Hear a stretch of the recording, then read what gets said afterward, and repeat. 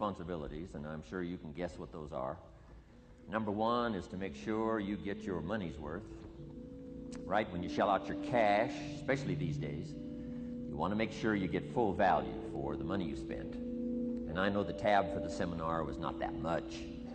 Pretty modest fee to get in. Most of you are your tips for the week, right? So it wasn't that much, but I want you to be able to say when you walk out of here today, it was worth my money. But my biggest responsibility is to make sure you get your time's worth. And the reason I say that is because time is more valuable than money. In fact, you might start your notes with that. Time is more valuable than money. You can get more money, but unfortunately you can't get more time. If somebody asks you to spend your money, that's pretty easy, right? We live in America. We're wealthy. So the money's not the problem. But what if somebody asks you to spend a day, right? You got to think that over carefully.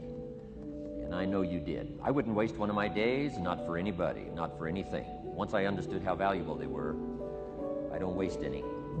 But to make an investment like today of your money and your time, I appreciate that. Today's going to be costly for me. It's going to cost me one of my days to be here, right? And some money, of course. But, you know, I don't need the money. I take the money, but I don't need the money.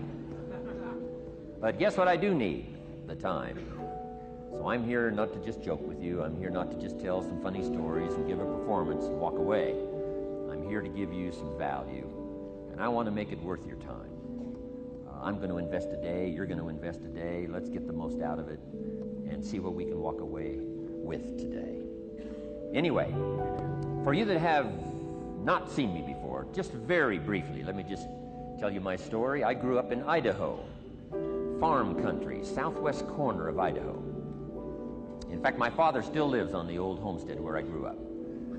He'll be 89 his next birthday. He still hasn't retired. I'm proud of my dad. He's never been ill. He's really something. I'm trying to get him to retire this year, 88. I'm telling my father, what a good year to retire when you're 88. And he says, hey, talk to me in 10 years, right? I might be ready. But anyway, I went to high school. I graduated. I went to college 1 year.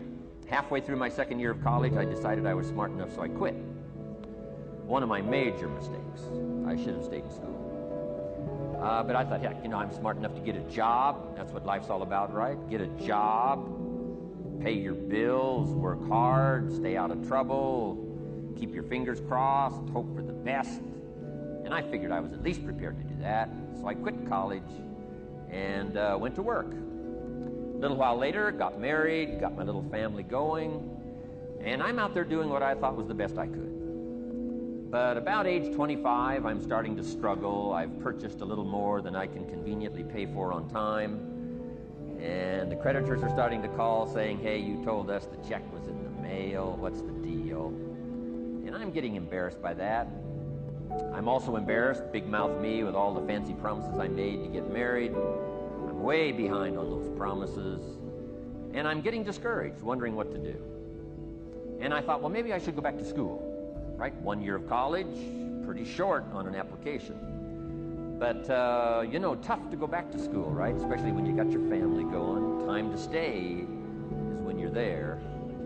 So I discounted that. I thought, well, if I, you know, had my own business, that would be the way to go.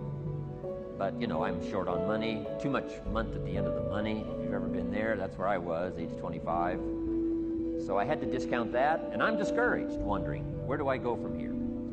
And then the miracle happened for me. Good fortune came my way.